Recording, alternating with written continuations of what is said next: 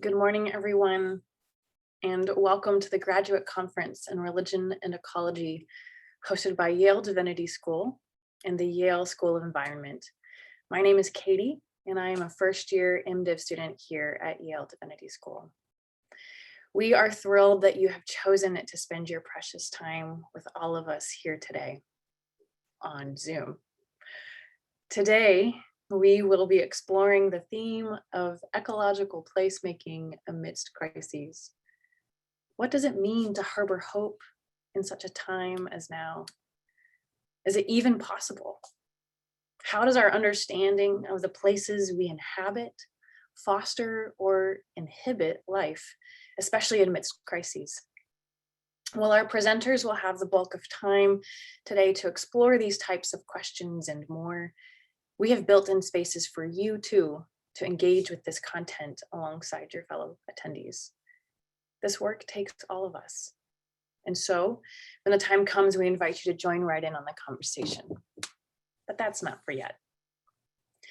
We realize that while this online meeting space may not be a normal or even optimal venue for this conference, especially on a beautiful day like today here in Connecticut, this Zoom space is now familiar territory for many of us. Thus, our organizing team has gleaned some Zoom wisdom, if that's even a thing, from this past year, and we have made some changes to our normal structure to help you stay excited to learn, energized to network, and eager to continue engaging in this important work. Mind you, our team has not yet gotten that master's degree in managing Zoom conferences, so we thank you in advance for your patience and grace as we all navigate this new and weird space together. In addition to networking later today, there will be some additional conference-y things that will look familiar, such as a break for lunch. Other things, however, may look a little different, like how we have significantly shortened all of the presentations so as to limit screen time. Zoom fatigue is real, y'all. So since this is a new conference format, we will be sure to give explicit instructions before each transition. One thing we do ask of you at this time is, if you haven't already, please begin thinking about which presentation rooms you would like to attend after lunch. Unlike normal conferences where you can dip in and out of rooms, we've all been there, you will not have that flexibility here. Thanks, Zoom. However, should there be two presentations that you'd like to attend at once, and we get it, they are hard to choose from, we will be recording most, not all, presentations today so that you can watch others later. Again, thank you for sharing your presence with us here today. We are honored and look forward to learning from and with you. And now, I turn it over to Claire to read a land acknowledgement. Thank you, Katie, and thank you for the great introduction. Yale University acknowledges that Indigenous peoples and nations, including Mohegan, Mashantucket Pequot, Eastern Pequot, Shattuck, Golden Hill Pagusset, Niantic, and the Quinnipiac and other Algonquin-speaking peoples have stewarded through generations the lands and waterways of what is now the state of Connecticut. Today and every day, we honor and respect the enduring relationship that exists between these peoples and nations and this land. If you are in the United States, we encourage you to use this link to identify which Indigenous peoples have stewarded and continue to steward the land that you call home. It is with knowledge of a continued commitment to tackling and deconstructing systems of power and oppression through relations, reparations, language, and the study of history that I now turn it over to Yale professors Mary Evelyn Tucker and John Grimm, who will talk briefly about the Yale Forum on Religion and Ecology. Thank you so much. It's a pleasure to be with you today, and we're delighted to acknowledge all the student organizers. Amazing job. Just Cameron, Meghana, Jenna, Katie, Claire, Enyang. Wonderful, wonderful job. Having done some 30 conferences over many years, including 10 at Harvard, we know what it takes to do this. So we really appreciate that. And we appreciate the participants from near and far, and our colleague, Rebecca Copeland, looking forward to her talk. I just wanted to briefly give some background why we're so thrilled to have you all here today, because 25 years ago, there really wasn't even a field of religion and ecology, or a force, if you will. And with many, many other scholars and activists from all over the world, we were very blessed to hold these conferences at Harvard. I think some of you are aware of that. Over 3 years, 10 conferences on the different world religions. And they were really a challenge. It wasn't easy to do because people didn't get why there was a connection. But as the books came out and as more and more people began to realize there is a moral force here. And I would say after 25 years, I think that we are arriving at a very critical moment, a really important moment. And that is because your generation understands this and doesn't need even to be convinced. So that's why what your papers are, your work is, your future vocations really means a great deal to us. We like to say this is an intergenerational handshake. Let me just say that we were brought to Yale, actually the Yale Forum on Religion and Ecology, by Gus Speth, who was our dean at the School of the Environment. And he's a major, major environmentalist, founded NRDC, World Resources Institute. But he said at that time, we've got the science and policy and even economics, but we don't have the moral force, the ethics, the world's religions. And so that opening was really tremendous for the field, I would say. And I just also want to draw your attention to the website that's been created, again, with help from many, many people. Tara Trapani led this effort, but there's a lot of resources there. We have a monthly newsletter that goes out to about 10,000 people. We'd love to feature your work as it develops. This conference is on there, of course. But here's what I also want to say, that right now, this important moment that we're all facing, a really difficult moment, but in this seasonal change moment, we're coming up on the equinox in spring and we can feel it in the air. And how hopeful is that? But I think one of the most hopeful signs is what, again, you all know well. And my generation, a 60s generation, coming out of especially the social justice movements, was very involved in Washington, D.C. in civil rights, anti-Vietnam War, and so on. But the coming together of the social justice movements and the environmental movements is, I think, the signature yeast of our moment, people and planet. And that has been elevated, as you know, in the Pope's encyclical Laudato Si 5 years ago. All over the planet now, we have this language for integral ecology, cry of the earth, cry of the poor. That is a breakthrough moment. And I invite you to join in with it today, but into the future with an intergenerational handshake to all of you. Thank you for being here. I join with Mary Evelyn in thanking the executive committee, graduate students from both the Divinity School and School of the Environment. It's wonderful to see that collaboration. This project reflects that. And I'm looking very, very much to Rebecca Copeland's remarks too, to see new and creative thought being brought forward in this field.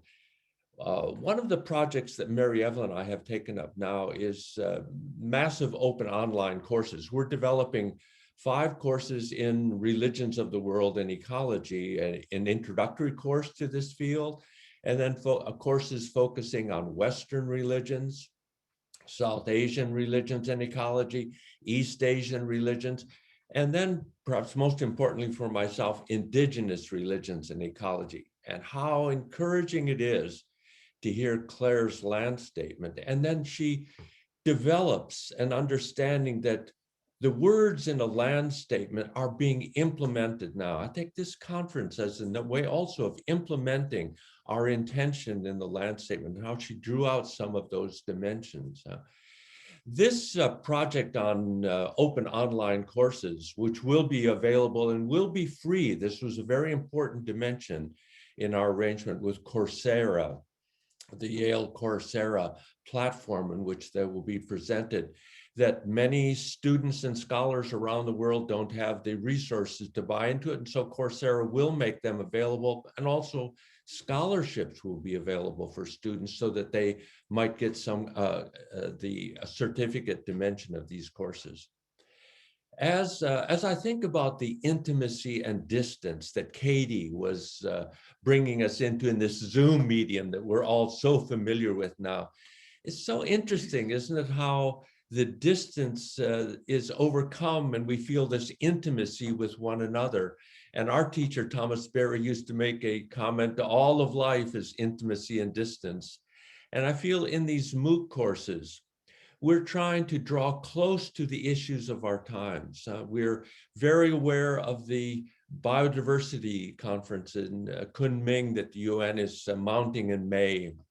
And then the attention to the climate again in the COP gathering in Glasgow later this year. These studies that we're undertaking in religion and ecology, we're all asking ourselves to, how will they appear in these conferences? What will this attention be given to people and planet? So it's very important to remember that this work in religion and ecology has very intimate, and we reach across the distances. And I'm especially pleased to mention in the Indigenous Religions and Ecology course, I've just completed interviews with Indigenous scholars and Indigenous elders around the planet. And just 2 weeks ago, the Maori scholar, as she was reflecting on where her people are involved in these issues now and the rights of nature and the Wanganui River and how that is being brought forward around the world. So this work in religion and ecology is very moving to all of us, and I'm really encouraged to be part of this conference.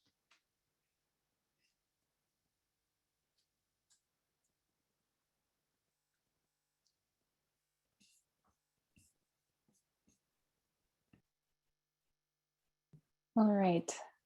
Thank you everyone so much for joining us today. Megna and I are now going to say an interfaith prayer for compassion and action on climate change, which was collected by Sister Joan Brown, Executive Director of New Mexico Interfaith Power and Light. We hold the earth. We hold our siblings and neighbors who suffer from storms and droughts intensified by climate change. We hold all species who suffer. We hold world leaders delegated to make decisions for life. We pray that the web of life may be mended through courageous actions to limit carbon emissions worldwide. We pray for right actions for adaptation and mitigation to help our already suffering Earth community. We pray that love and wisdom might inspire my actions and our actions as communities, so that we may, with integrity, look into the eyes of all beings and truthfully say, we are doing our part to care for them and the future of the children. May love transform us and our world with new steps toward life.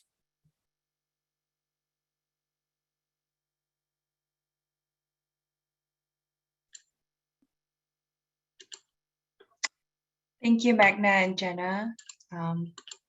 As we gather together here and now, I'm truly grateful and empowered to know that I'm not alone in traveling through this journey of life, that we have each other side by side, and it is such a great joy to have companions in solidarity. What I cherish the most is the space we built to discover and share our hope amidst of our loss and desperation of our times. Having said this, I would like to invite you to take a moment of silence with me in remembrance of recent losses in our community here at Yale, including Kevin Jiang, the man of faith, our dear graduate student at Yale School of Environment, who inspired the whole community with his compassion and care for the environment and the world. I want to lift up Mo Chen Liao as well, who was a first-year doctoral student at YSC, studying the sustainability implications of industrial processes.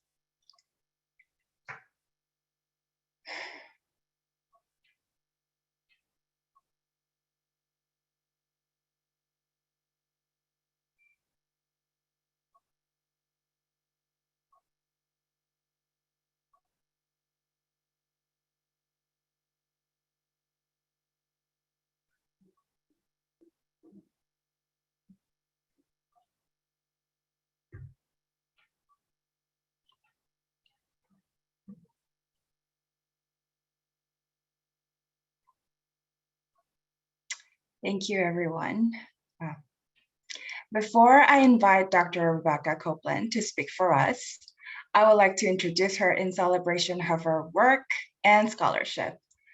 I've known Dr. Copeland as a great teacher and caregiver from Boston University School of Theology, where she works as an Assistant Professor of Theology. She works in theology, ethics, and the intersection of religion and ecology, focusing primarily on Christian traditions. Her research and teaching interests revolved around the ways that classical Christian doctrines can be reconstructed in response to what we learn about the world through environmental studies, as well as how such doctrines can influence environmental activism. Putting this in another way, she seeks to read theology ecologically, read the environment theologically. She has published several articles using ecomimetic interpretation to engage non-human characters in scripture and theology. Her first book, published last year in 2020, very fresh, titled Created Being, Expanding Creedal Christology, resists the anthropocentric assumptions embedded in Christology in order to develop a more robust concept of Christ's person and work. She directs the Faith and Ecological Justice Program at Boston University School of Theology and is active in Worcester congregations for climate action and the United Methodist Church. Now I'll pass the mic to you, Dr. Copeland. Thank you so much, Eunyoung. I want to thank the Yale Divinity School and the Yale School of the Environment for hosting this conference, which is near and dear to me. I presented at the first conference the year I got hired at Boston University. And I want to thank the conference organizing committee for all of the work that they've been putting in to host the conference this year. And I want to thank you all for the opportunity to speak with you today. The theme of this conference resonates with the year that we have just had. Ecological placemaking amidst crisis. Crisis seems like an understatement for the year that we have dealt with and for what we're facing today. We have the ever-increasing crescendos of climate crisis, loss of biodiversity, threats to our water, soil, and air. We are grappling with deadly and systemic racism that has been centuries in the making and that continues to claim the lives of our siblings in countless pernicious ways. The pandemic of COVID-19 has exposed the vulnerability and the disparity within our health systems, in our supply chains, and in our fracturing communities. Our chronic crises of racism, colonialism, environmental degradation, unequal health care, and wealth and income inequality are colliding, igniting one another in a conflagration for which we are woefully unprepared. So a conference on formation, resilience, and leadership seems more than appropriate. It's vital that we come together to talk about what matters here and now, what we need to save and protect, and to envision what else might be possible for our present and our future. The seeds of my project, which focuses on gardening in crisis, began to germinate a year ago when I went to the grocery store and found the shelves distressingly bare. I adjusted my daily habits and I was in no danger of going hungry, but I tossed a handful of spinach seeds in a pot on my front porch and a handful of lettuce seeds in another pot. Planting and watering, even on this limited scale, grounded me in a time when everything seemed groundless. So I checked my seed stores and started planning my summer garden. And it was when I went online with my list of seeds that I needed to get that I encountered the effects of pandemic gardening. The seed companies I ordered from regularly all now had notices that they were not currently accepting orders from home gardeners and to check back later.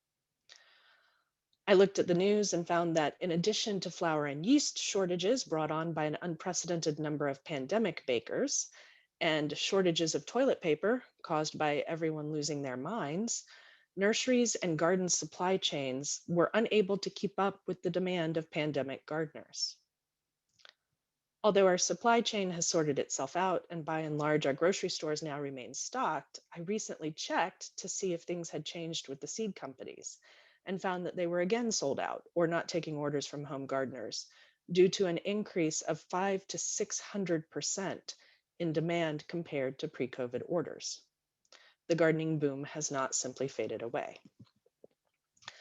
There are many ways to approach ecological placemaking amidst crisis. And in the panels today, you all are going to talk about a number of different facets of this.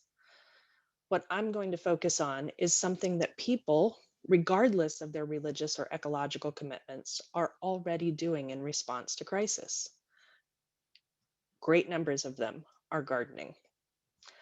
I want us to consider how we can use this instinctive response to crisis to nurture spiritual and ecological worldviews and practices that increase our individual, communal, and ecological resilience.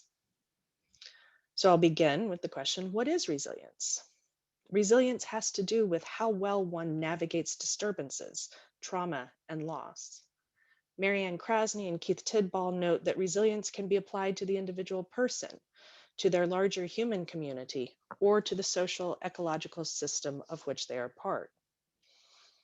They note that resilience is not simply about surviving trauma, but that it is, quote, also the possibility to transform into something better, stronger, and more flexible, end quote. Christopher Frechette and Elizabeth Bowes describe the effects of trauma, effects that undermine resilience in a variety of ways. Crises damage our sense of self-efficacy, the belief that what we do matters, that it is actually changing the system, or at least moving the needle a little bit. Trauma can make us feel isolated, doubting the trustworthiness of people, of the world around us, and even of the divine. Crisis invites us to turn in upon ourselves, to prioritize our own needs and those of the people closest to us, to the exclusion of all else. In what follows, I want to talk about how gardening addresses these effects of trauma in ways that foster resilience in the face of crisis. Namely, I want to examine how gardening is a placemaking practice that restores feelings of self-efficacy, reconnects human beings to the world, both by inspiring wonder and by training us in interspecies interdependence, and how gardens can create or restore communal connections. But first, a word about crisis gardening. The motivations of pandemic gardeners are often rooted in material and existential anxiety, rather than a desire for spiritual growth. Fear of the scarcity perceived at the supermarkets, boredom, and a desire for a pastime that gets us outdoors, a desire for some sort of activity as we became more and more sedentary, all of these played their parts in bringing about the gardening boom. But these seemingly individualistic motivations are connected to a larger phenomenon, to what Keith Tidball calls urgent biophilia, the impulse behind human beings seeking out contact and engagement with nature to further their efforts to summon and demonstrate resilience in the face of a crisis. The practices of planting and tending to gardens in response to crisis is a well-documented phenomenon. Kenneth Helfand's Defiant Gardens, Making Gardens in Wartime, explores the trench gardens of soldiers during World War I, as well as the gardens planted by prisoners of war, soldiers, prisoners of internment camps, residents of the ghettos in Nazi Germany, and refugees displaced by violent conflict.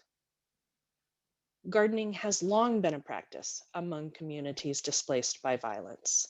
Not only refugees bringing seeds from their homelands to new sanctuaries, but also the generations of African Americans who have used gardens to survive slavery, oppression, segregation, and ongoing discrimination. In her essay, Backyard Gardens as Sacred Spaces, an Eco-Womanist Spiritual Ecology, Ilonda Clay compiles historic and literary examples of African Americans using gardens for healing, centering, sanctuaries, memorials, for providing material provisions, and as places for connecting to the divine. In addition to meeting the practical motivations of crisis gardeners, supplementing food supplies, offering entertainment and exercise, and relieving stress, gardening also cultivates worldviews, practices, and virtues that foster human and ecological resilience. As Robin Wall Kimmerer writes, quote, "People often ask me what one thing I would recommend to restore relationship between land and people. My answer is almost always plant a garden. It's good for the health of the earth, and it's good for the health of the people. A garden is a nursery for nurturing connection, the soil for cultivation of practical reverence," end quote. So how do gardens cultivate resilience in the midst of crisis? In their book, Civic Ecology, Adaptation and Transformation from the Ground Up, Krasny and Tidball note that in the face of crisis, many people are subject to feelings of doubt and helplessness. They stop believing that what they do matters. However, seeing the effects of one's actions or mastering new skills can restore a sense of self-efficacy. Gardening provides visible, tangible, smellable, and even tasteable evidence of the effects of the gardener's actions. From the sprouting of a seedling to the harvest of ripe tomatoes, gardens are concrete manifestations of human capacities to act, and to act positively on the world around us. Helfand notes that when everything seems beyond an individual's control, gardening, quote, "is a potent reminder of our ability to withstand emotional despair and the forces of chaos. Gardens domesticate and humanize dehumanized situations. They offer a way to reject suffering, an inherent affirmation and sign of human perseverance," end quote. Although Helfand uses the lens of human dominion and the wielding of power over another to describe the psychological benefits of gardening, this affirmation of our efficacy, our ability to withstand chaos and despair, a sign of our perseverance, can also be read in terms of relationality.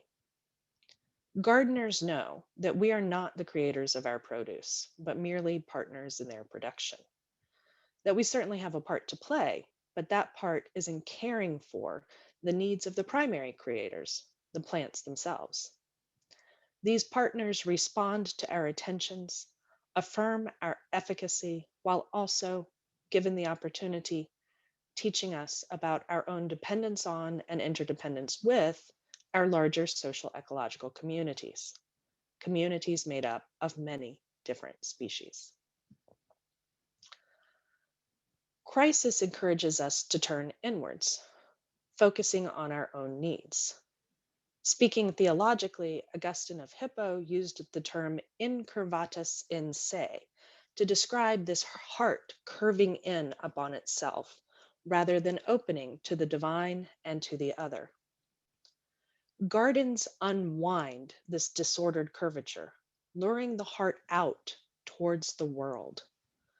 There is something awe-inspiring in the tiny movements of a sprouting seed and the daily changes of a growing plant. When someone begins to garden, be it in a windowsill box, in a pot on their patio, in their backyard, or in a community garden, That person invites an entity that is not just of a different species, but an entirely different kingdom into a relationship. The vulnerability of a tiny seedling trumpets its dependence on its human caretaker for water, for placement in the sunlight, for protection from bugs and birds and weeds that would devour, strip, or choke out the budding new life. At the same time, the alienness of autotrophic plants, capable of producing their own carbohydrates from sunlight and air, confronts their human partners with their own dependence on plants for producing the energy that fuels all animal life on this planet, including that of human beings. The wonder that this new relationship brings often draws new gardeners into a more intimate relationship with their plants than they had ever imagined. Last spring, I was talking with a friend who'd never grown anything before in his life, but he was fascinated by my gardening. So when the garden supply companies opened back up for orders from hobby gardeners, I sent him 3 tomato plants. Mind you, my friend doesn't even eat tomatoes, although his wife and kids do. The day they arrived, he sent pictures of the droopy little plants with panicked questions about what he should do. He sat down and read the booklet of instructions that came with them. He dug 3 holes and planted his tomatoes. He bought cages to support them as they grew and was meticulous about watering them according to instructions, once a week deeply rather than every day. He sent updates and pictures throughout the summer. He said that he spent time with them daily and told me about the horror of one day when one of his kids took out a tomato plant playing soccer in the backyard. A few days ago, I asked him how the plants had fit into his life last summer. After talking about his daily visits, he expressed a kind of cautious wonder. He said, quote, "I veer away from using the metaphor of children for things that are not my children. But it was like having little members of the family growing in our yard." End quote. I know the feeling. Every time I plant a seed, transplant a seedling, or repot a houseplant for that matter, I can't help but check on it daily to see how it grows, to make sure it has everything it needs, to have my attention captured by something completely other than me. In gardening, human beings form relationships with the other that has no face, no eyes in which to gaze, no voices with which to express desires. Instead of relying on our own preferred communication styles and cues, we learn how to read the color and textures of leaves, how to hear the speech of stems and flowers. Instead of trying to pay attention to nature as a duty, instead of doing it by decision through sheer determination and strength of will because it's something we know we ought to do, we are gently invited into a relationship with nature through our affections. We develop an infatuation that draws us out from ourselves and captivates our attention. Wonder is a powerful response to anxiety.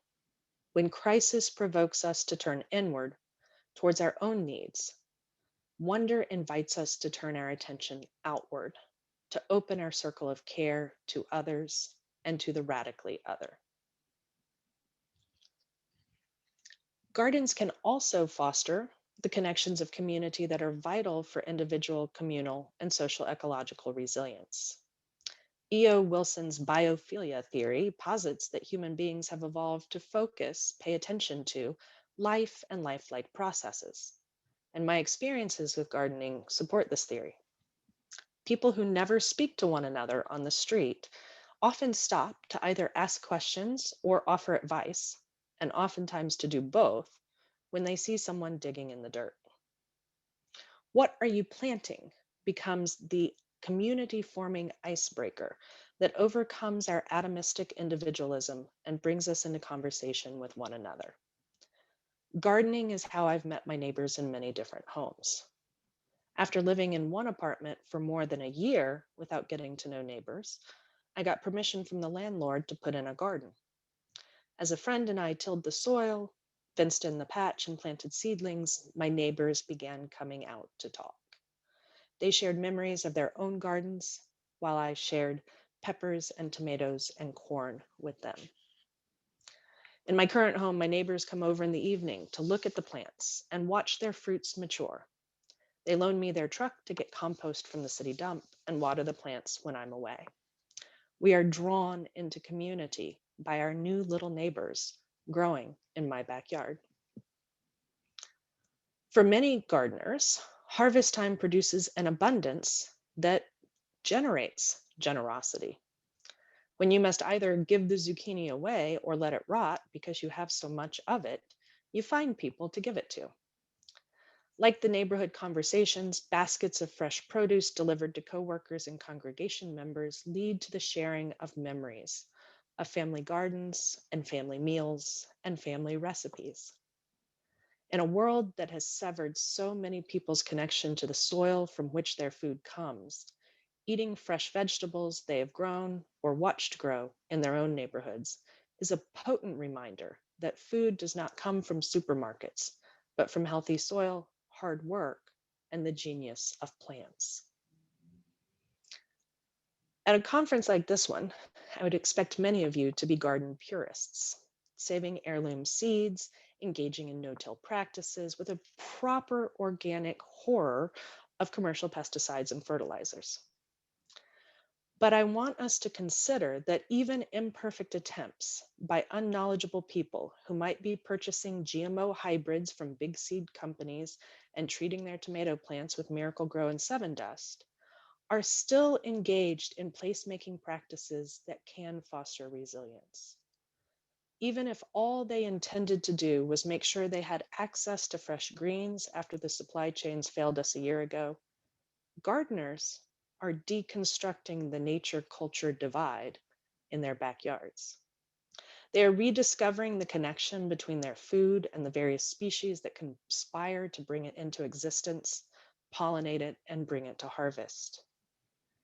Gardeners are learning how they are dependent on the soil, water, and weather to produce food. Weeding and picking off bugs, they're coming to appreciate the amount of labor that goes into what they consume. They are re-inhabiting their places of dependence in our interdependent world. Although they might have just wanted something to get them out of the four walls of quarantine, they are rebuilding the communal connections to neighbors that our interlocking crises have fractured.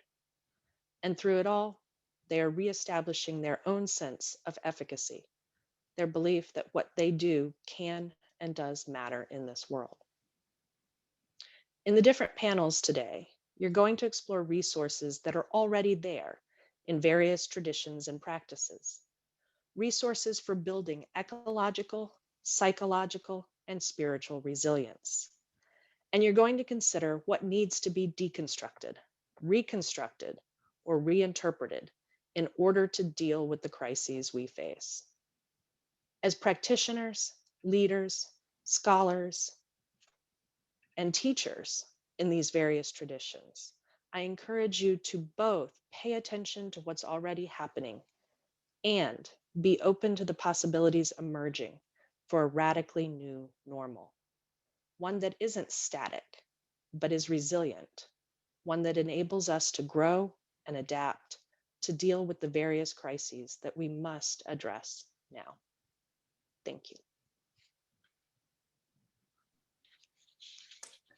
Dr. Copeland, thank you so very much for your keynote lecture. Wow, that was remarkable. I have so much going through my mind, specifically you talking about placemaking amidst trauma and that experience of recovering some of our humanity.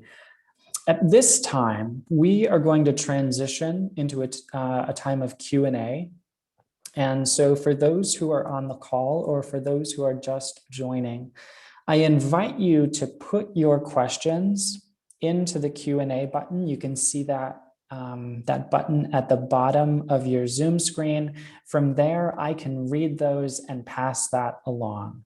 We have got about 15 minutes allotted for questions, so please don't feel as though we're in a rush. And if I may, Dr. Copeland, I'd like to start with the first question. One of the themes that came up during your lecture was the rebuilding of humanity and connectedness and relationship to neighbors, and also seeking to bridge the gap or rebuild the relationships between humans and land. And it seems as though those two relationships that have been fractured, that we're seeking to restore, are intimately interconnected.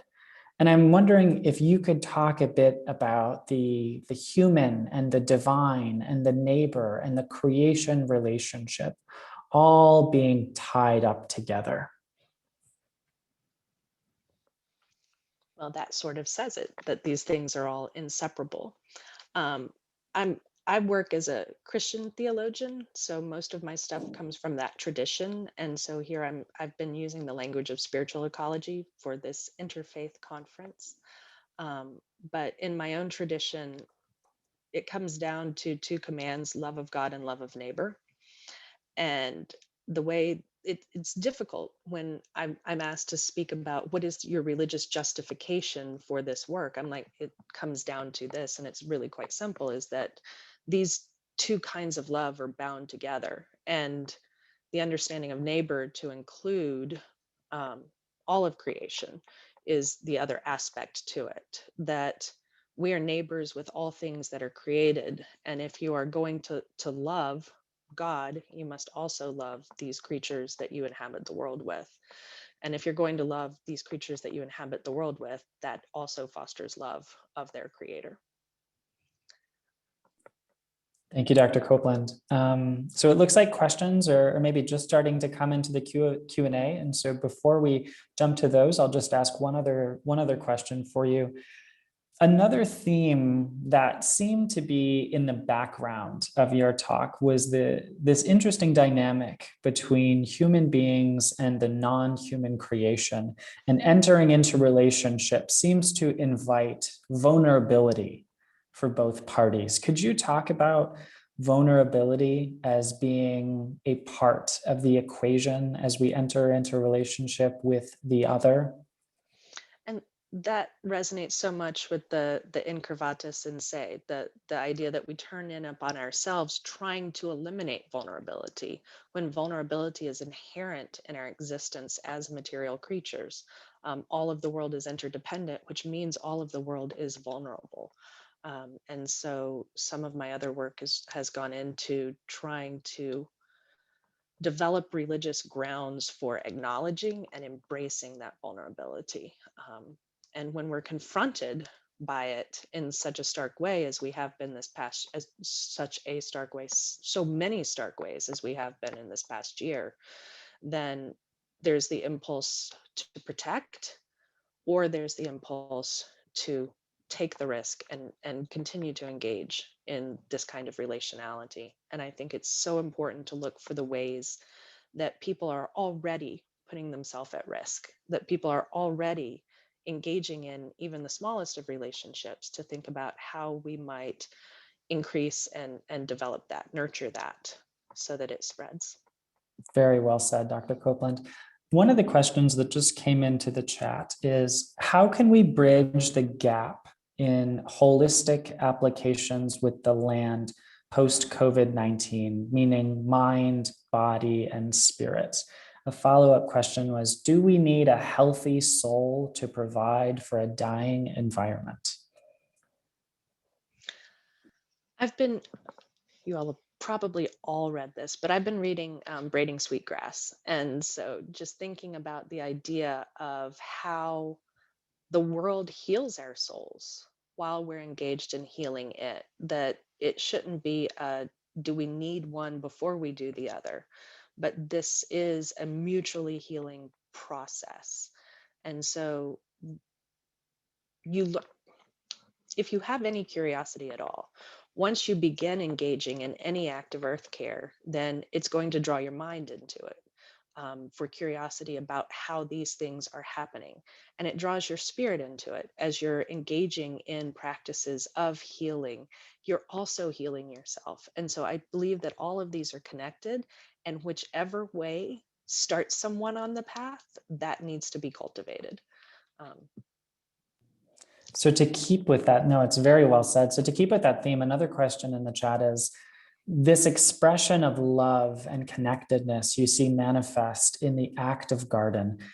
How do you see this expression of love for those interested in larger food systems? Can this sort of ethic apply to the management of corner stores or bodegas, supermarkets or farmers markets, or even those who run food pantries for religious institutions? Absolutely. I think that once again, any way that this comes into play, these are ways that you can steward and love both the land and your human community. And everyone eats. So food and food systems are a way that everyone is implicated in what we're doing and in how it can be healed. And so all of those stakeholders named can be involved and invested in this as much more than home gardeners, but it's all a way into the conversation. Thank you. And I continue to encourage everyone to put your questions into the chat. They keep flowing in, so thank you for your participation. One question from Sam Davidson is, while gardening can and often does promote community, nurture interdependence, and lead to an ecological awakening, it's also quite easy to put up a fence, spray to kill everything that you don't want, and hoard a harvest for yourself. Do you think there's a natural orientation in gardening that must be present, meaning the intent, in order for this to be made real? Or do you think that, yeah, well, we'll leave it there. What do you think about that question? I don't think the intent has to be there, but I think some openness has to be for it to be transformative. I mean, in my own experiences, I started this because I wanted fresh tomatoes many, many, many years ago. But as people engage in this, even if they're just trying to meet their own needs, there comes a time when you just have more that either you become a canner and preserver and you manage to stockpile and you become a prepper and you have food for years, or you have too much and there's food that demands being given away. And if you do fence in and spray and fertilize to the nth degree your yard, you're going to decrease the fertility of it. And so it does require some sort of curiosity about the processes for this to really be able to do the changes that I'm talking about. There are personality types that this might not move, but I think for the majority of people, it automatically you are giving care to something that is not human. So you have already, even if you're doing all of these practices that we are probably all horrified by, you are being drawn out into a relationship, not just with another, but with a non-human and a more than human. And I think even that creates some form of the compassion that we lose in crisis. Well said. Another question, more on a personal note, Dr. Copeland, the question is, how did you get started? What was your impetus for starting research in the field of spiritual ecology? So in the larger realm of religion and ecology, I got started I always had, a passing concern for the environment, but I got interested in this through theological commitments while I was doing research as a Christian on ways people have talked about the person of Christ.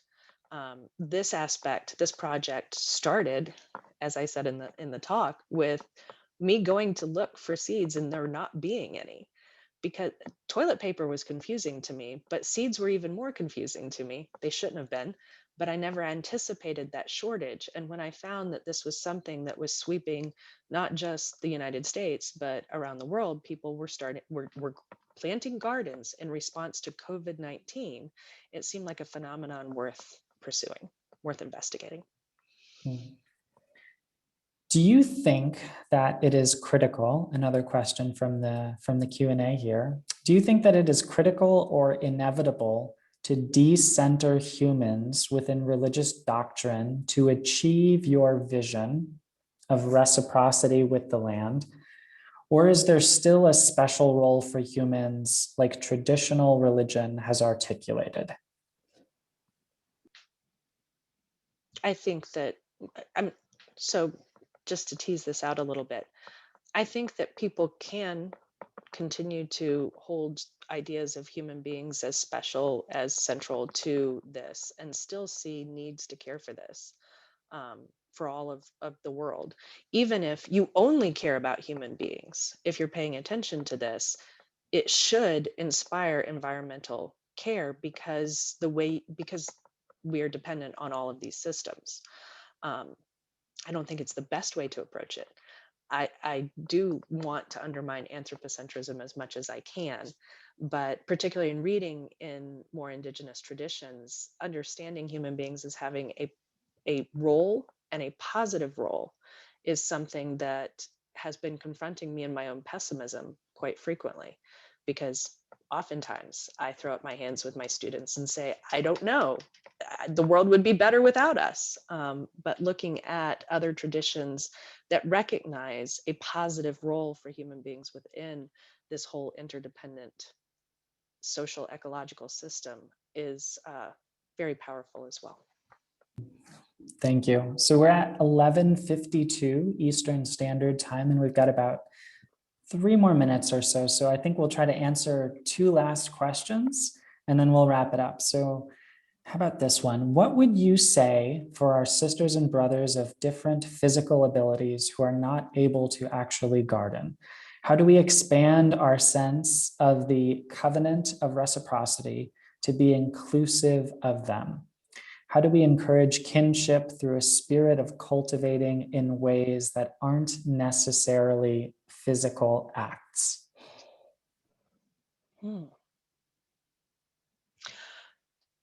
There, accessibility of this is a very important issue, and I understand this question is pushing further than this, but there are ways to make gardening a more accessible activity as well, with raised beds and with other design features. There's ways to bring the growing of plants indoors. Part of Marianne Krasny and Keith Tidball's work has been on the importance of seeing green as well as doing green, that simply bringing these other entities into space has healing and spiritual benefits to people.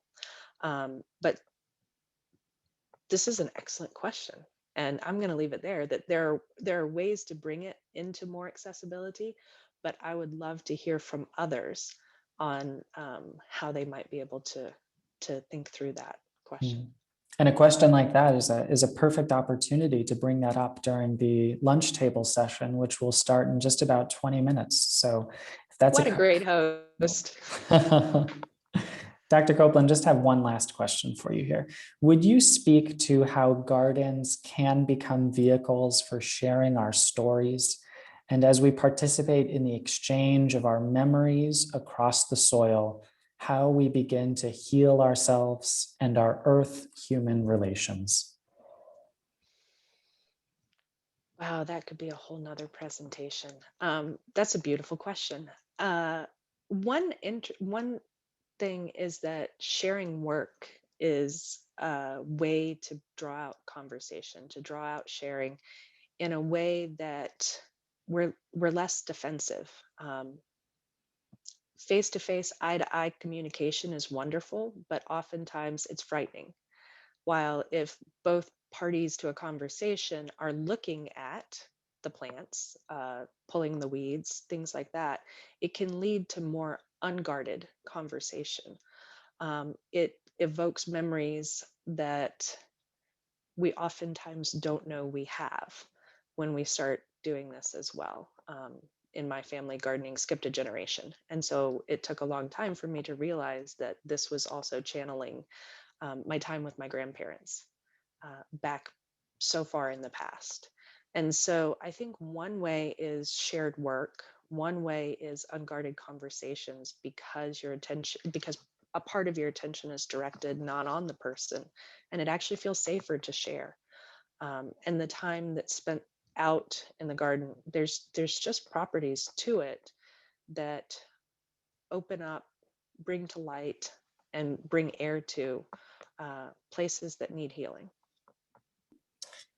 In a conference about ecological placemaking, it's a beautiful image to end on, to think about working with and across the soil in the spirit of our elders and our ancestors and those who've stewarded the land before us. So everyone, at this time, I invite you to thank Dr. Copeland for such a wonderful, wonderful keynote lecture and a Q&A. We are incredibly grateful for your presence here and all the wisdom that you've shared with us.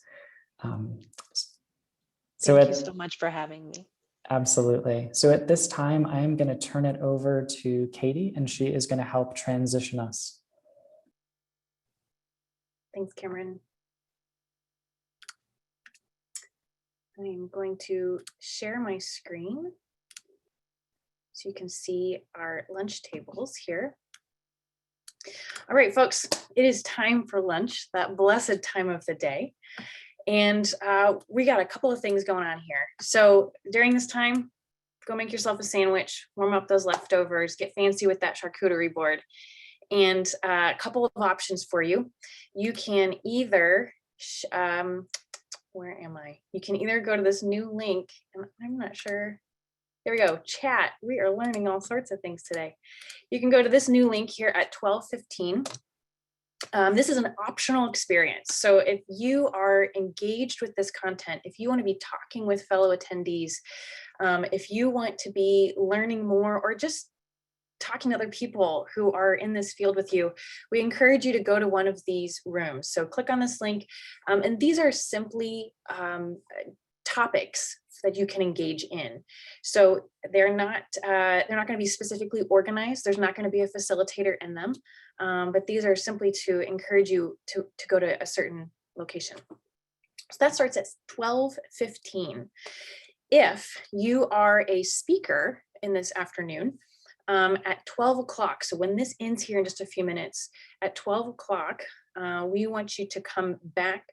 Cameron gave you a specific link that you'll need to be going into. Please enter that Zoom room after this session immediately, so that we can give you presenting and sharing access. I've been corrected, it is the same link. So go into that link. It is so we can give you presenting and sharing access. Lastly, if you are not a presenter, if you do not want to show up at the lunch tables, not a problem. We will reconvene at 12:40. That's when our presentations will begin. And we will give explicit instructions at that time as to how we will get you into the rooms you are excited to go into. And again, please use this time to figure out before you show up where you'd like to go. And yes, thank you for that question. At 12:40, those sessions will be this same link that you are currently on. Last thing that I forgot to mention, there are so many moving parts today. Last thing that I forgot to mention is when you show up if you show up for the lunch tables, the way that you will break out into those, at the bottom of your screen, there will be a special button that says breakout rooms. So click on those. You'll see the list of these same lunch tables. Click on the one you want to go to, and it will take you there. We'll stick around for a couple minutes just in case you have questions. But thank you all for being here, and we will see you all in a bit.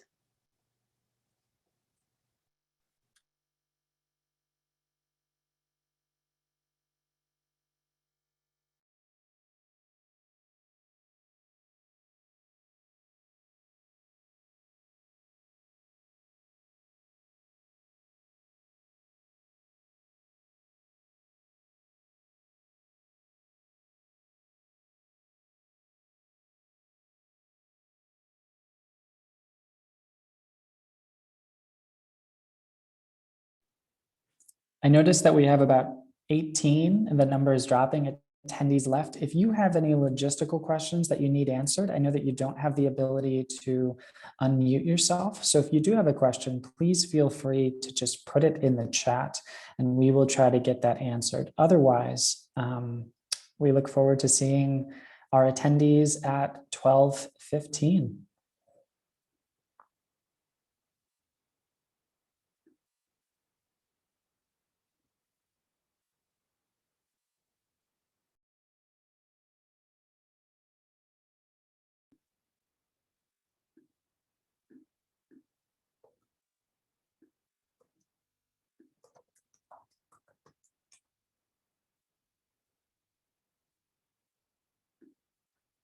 All right, friends. So I am going to stop the recording.